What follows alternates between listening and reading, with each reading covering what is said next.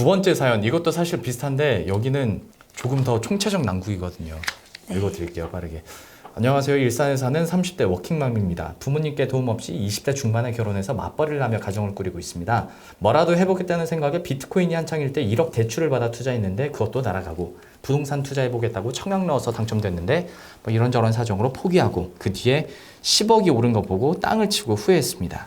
다음번에는 무조건 사야겠다는 마음에 이번에 풀 대출로 9억짜리 오피스텔을 분양받았는데 집값이 폭락하네요. 이런 일이 반복되다 보니 가슴이 답답하고 자괴감에 빠집니다.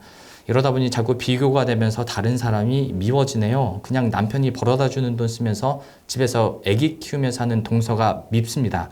시부모님은 동서네가 외벌이라고 돈 없으니 안쓰러워서 이것저것 챙겨주시는데 그 모습을 보면서 우리도 힘든데 왜 저 집만 챙겨주시나 라는 생각도 들고, 회사 다니기 싫다고 집에 있으면서 여기저기 도움 받아가며 사는 게 꼴보기가 싫습니다. 자기 필요한 건 비싼 거 잘 사서 쓰는 것 같은데 말이에요. 그래서 이제는 마주치면 자꾸 짜증나서 만나고 싶지도 않습니다. 이런 미움이 가득한 저의 마음 어떻게 하면 좋을까요? 지금 여기는 경제적인 부분으로 스트레스가 시작됐다가 점점 내 자신이 막 피폐해지고 막 미움이 네. 가득해지는 걸 보고 다시 한번 또 죄책감 느끼고 맞아요. 약간 좀 스스로가 고통받고 있는, 여기는 진짜 총체적 난국인 것 같은데, 네. 이런 분들 뭐 제가 앞에서 워낙 이야기를 많이 들었으니까 어떻게 해결 가능할까요? 이런 무식한 질문보다는 어떻게 접근하면서 좀 어떤 방법이 이분한테는 좀 효율적일까요? 말씀해주신 대로 이분은 역사들이 있어요, 그렇죠? 맞아요. 네. 일단은 사실 대단하신 분이에요. 보면 20대 중반에 부모님 도움 없이 결혼을 하셨어요. 그래, 생각해보면 그것도 대단하다. 네, 사실 대단하시고 멋진 분이에요. 사실 부모님 도움 없이 요즘 결혼하는 게 쉽지 않잖아요. 네네. 그리고 받아도 어려운 그렇죠. 형편에. 그러니까 더 잘 살고 싶고 더 안정적으로 우리 가정을 꾸리고 싶은 마음 때문에 한참 이제 비트코인이 막 그럴 때 막 돈 많이 버신 분들 막 있었을 때 1억 대출을 받아서 나는 큰맘 먹고 사실 하신 거예요. 이때도 얼마나 가슴 두근두근 했겠어요, 사실. 그렇지만 용기를 엄청 내셔서 사실은 하셨을 텐데 그게 이제 날아가고, 아마 정확하게는 제가 모르겠지만 청약에 넣어서 당첨이 됐는데 아마 자금 마련이 뭐 잘 안 되셔서 그럴 수도 포기를 있죠. 하셨을 수도 있고 뭐 다른 사정이 있으실 수도 있지만, 그러니까 이분은 보면 굉장히 잘 살기 위해 되게 열심히 노력하셨는데 좀 운도 안 좋았어요, 사실. 그쵸? 뭐 비트코인으로 1억 받아서 한 것도 다 날아가고 청약이 됐는데 못했고, 근데 그게 또 10억이 막 올랐어요. 사실 저라도 이런 상황이면 들어 누울 것 같아요. 그쵸. 내가 포기한 그게 막 10억 올랐어요. 그래서 진짜 내 마음으로는 아 이건 진짜 오르는구나 해서 마음 먹고 풀대출 받아가지고 몰빵 해가지고 오피스텔을 했어요. 또 했는데 근데 지금은 완전 난리 났죠. 집값이 떨어지고. 그러나 사실은 이 주식이며 코인이며 뭐 부동산이며 이런 것들을 저도 조금 해봤지만 아, 진짜요? 저도 좀 해봤어요. 네. 근데 이게 뭐 네. 보면 네. 쫄보여서 저는 많이 안 했지만 올라도 불안하고 왜냐면 또 떨어질까 봐. 그렇죠. 내가 뭘 해서 얻은 게 아닌데 네네. 이 돈이 떨어질까 봐 불안하고, 떨어지면 더 떨어질까 봐 불안하고. 그렇죠. 아까 앞에 사연은 내가 벌 때도 있었거든요. 근데 이분은 그게 아니에요. 네. 그러니까 내가 운이 안 좋아서 계속 실패가 실패를- 이어지다 보니까. 맞아요. 그러다 보니까 정말 가슴이 답답하고 자괴감에 빠지실만 할 것 같아요. 그리고 여기다가 이제 이것뿐만이 아니라, 그러니까 경제적인 걸로 실패가 거듭되다 보니까 자괴감이 느껴지는데 이게 어떤 미움으로까지 맞아요. 번지는 건데, 이거는 좀 어떻게 자연스러운 네. 현상인가요? 아니면 이것도 좀 상담이 필요한가요? 원래는 내 탓이죠. 혹은 뭐 시장 냉정하게 탓이죠. 말하면 그렇죠. 그렇죠. 네. 내가 한 거니까 사실 네. 내 선택에 대한 결과를 내가 책임져야 하는 게 맞는데, 우리가 너무 힘든 상황에서는 내가 정말 화가 나고, 사실 화나잖아요. 네. 화나고 억울하고 답답하고 막 열받고 미워요. 네. 근데 그게 지금 대상이 필요한 분인 것 같아요. 맞아. 이게 너무 화가 나고 열받고 억울한데 이게 지금 나를 향하기에는 아까 앞에 분처럼 나 너무 무너질 것 같아요. 그러니까 나도 모르게 이 화낼 대상이 필요한 거예요. 맞아. 그러다 보니까 저게 지금 막 속 편하게 남편이 벌어다 주는 돈으로 막 돈 쓰고 부모님 막 도움 받고 그러는 동서가 너무 미운 거죠.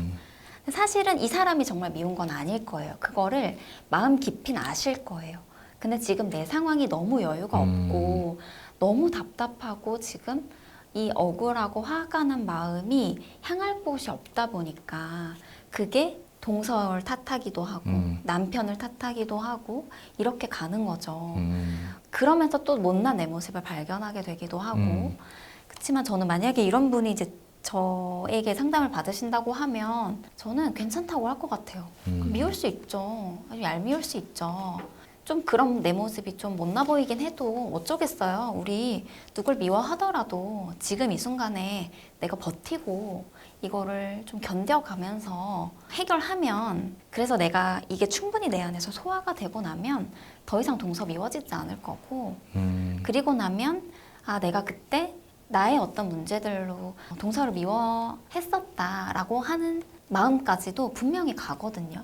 지금 내 마음에 여유가 없다 보니 탓하고 밉고 내 마음도 더 문드러지고 이러는 건데 괜찮다. 그래도 우리가 그렇게 해서라도 버티자. 이 시간들을. 그리고 해결해 나가자. 이렇게 얘기할 것 같아요. 생각해보니까 만약에 지금 이제 일산에 사는 30대 워킹맘님께서 이 지금의 좀 힘든 시기를 이렇게 보내고 나면 오히려 아 내가 심적으로 이렇게 압박을 느끼고 힘들 때 어떤 현상으로 나타나는구나를 스스로 좀 알게 될 것 같아요. 그래서 다음번에는 누군가 또 분노할 대상을 내가 찾거나 누군가 괜히 미워질 때 아 이거는 내가 그 사람이 진짜 미워서 그런 게 아니라 아, 상황 때문에 내가 이렇게 또 되는 거구나를 좀 자가진단 네. 되는 계기가 될 수 있겠네요. 그리고 사실 누가 미운 건 그냥 내가 느끼는 감정이에요. 그러니까 그 상황에서 내가 아, 안 미워해야지, 안 미워해야지 한다고 해서 안 밉지 않거든요. 네, 어쩔 수 없는 거거든요. 내 맞아. 마음 안에 그냥 찾아오는 거기 때문에 네. 아, 동서가 참 밉네 하고 받아들이는 게 필요하지 않을까. 네.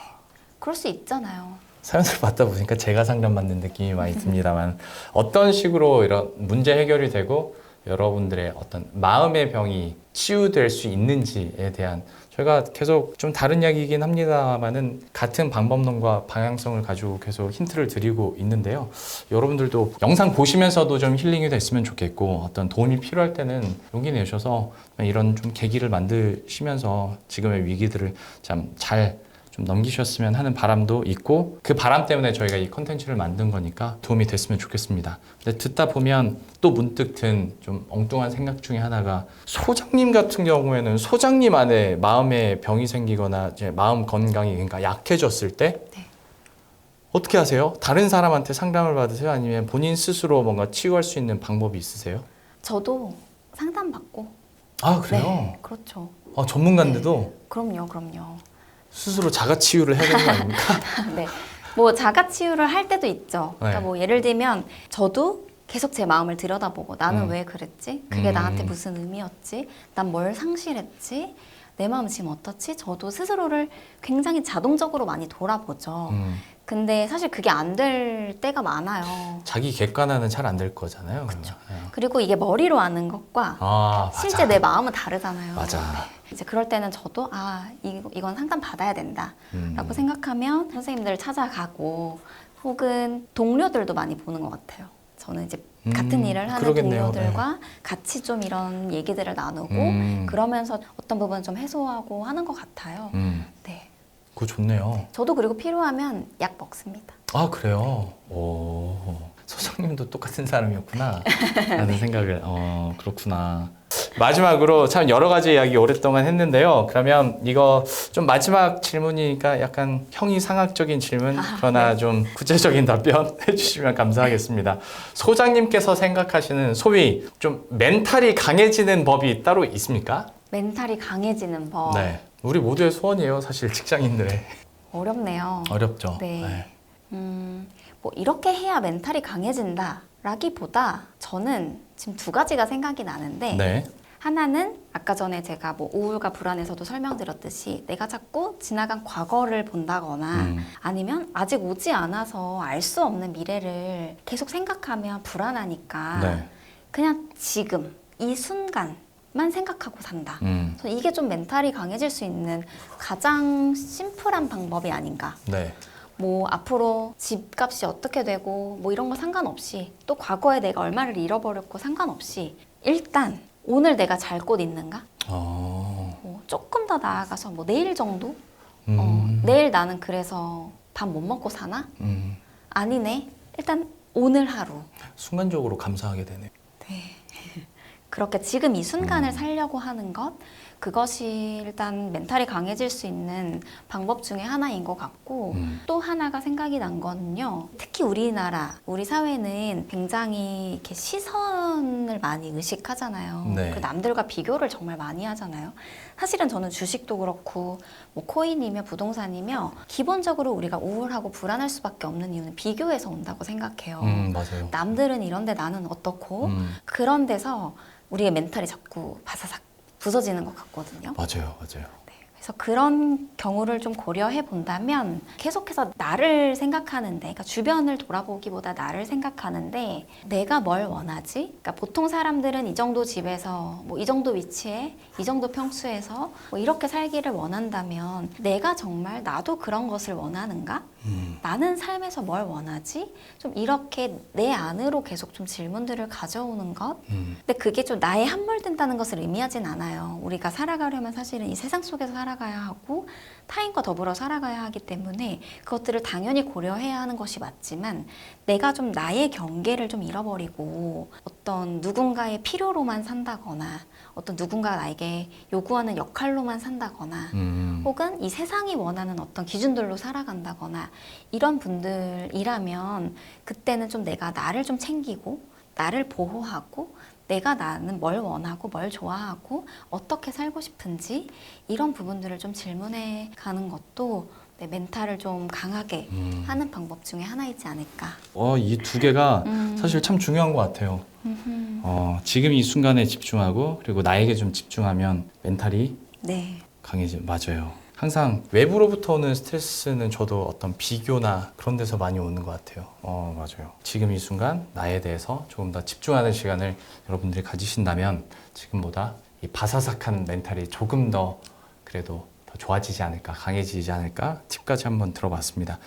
사실 모든 저의 질문이 되게 좀 추상적일 수 있었는데 또 거기에 대해서 구체적으로 설명을 해주시고 방법론에 대해서도 설명을 너무 잘 해주셨으니까 여러분들도 좀 이 컨텐츠가 좀 새롭게 도움이 됐으면 하는 바람이고요. 소장님과는 그럼 이 정도에서 좀 인사드리고 보내드리도록 하겠습니다. 마음과 사람 김아라 소장과 함께했습니다. 오늘 말씀 고맙습니다. 감사합니다.